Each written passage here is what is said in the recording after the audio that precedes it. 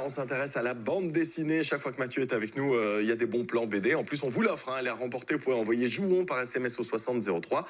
Au cas. Et on est dans l'univers un peu western. Ça va plaire aux amateurs de western, ça? Exactement, Carlo, Hugues, je ne sais pas si vous avez vu Danse avec les loups. Oui. Mais si Danse avec les loups vous a plu, alors cette BD devrait vous plaire parce que c'est vraiment une BD avec des paysages somptueux du Far West. Et c'est une BD qui donne aussi le beau rôle quelque part aux Indiens.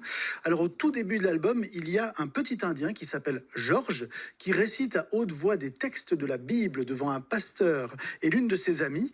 Et la dame dit: c'est fascinant ce que vous avez réussi à faire avec cet enfant. J'en viendrais presque à le croire aussi intelligent qu'un blanc. Voilà, le ton est donné. Quelques instants plus tard, Georges voit passer un drôle de trio à cheval composé d'un Indien Lakota, d'une Indienne avec un foulard sur le nez et d'un cow-boy irlandais. Eux aussi sont à la recherche du pasteur parce qu'ils veulent lui demander où habite un certain Gavin Atkins. Et une fois que celui-ci leur a donné l'info, Little Knife, l'Indien, n'hésite pas à abattre froidement le pasteur et son ami. Georges, le petit garçon qui était derrière un arbre, il a tout vu, il s'enfuit en courant, il est rattrapé.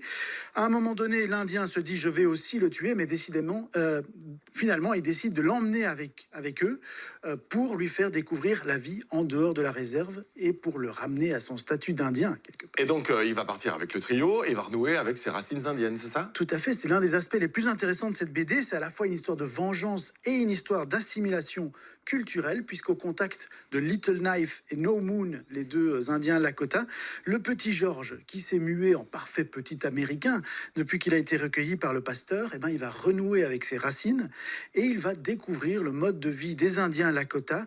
Pour lui, ça va être une véritable révélation, notamment dans tout ce qui est rapport avec la nature. Alors, c'est un western, mais c'est aussi un peu un thriller, j'ai l'impression, non? Tout à fait, ouais. Il y a plusieurs genres en fait dans cette BD. Okahei, qui est un cri de guerre, Lakota qui signifie en avant.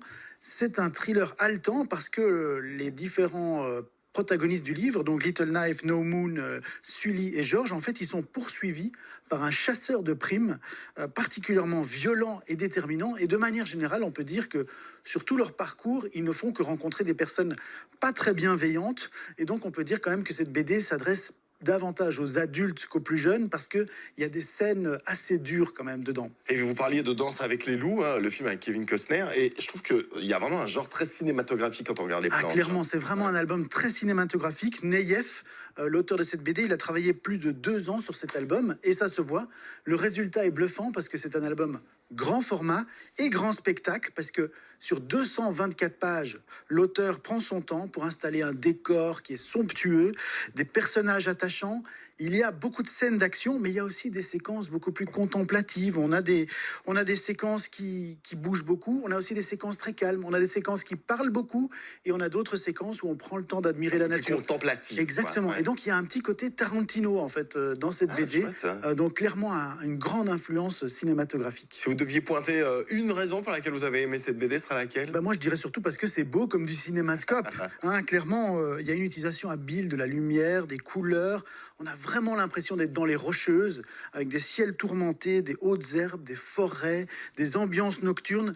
Donc c'est un western magnifique graphiquement, un peu triste, il faut bien le dire, mais je pense que ça va vraiment plaire à tous les amateurs du genre du western. Bon, vous l'avez vachement bien vendue et ça tombe bien puisqu'elle est à remporter, cette BD, on vous l'offre ce matin. Au cas, et vous pouvez vous inscrire pour tenter de la remporter. Il y aura aussi Zombilenium, je vais y arriver, qui est ici. Vous envoyez Jouon par SMS au 6003 pour tenter de la remporter. Tirage au sort dans quelques minutes.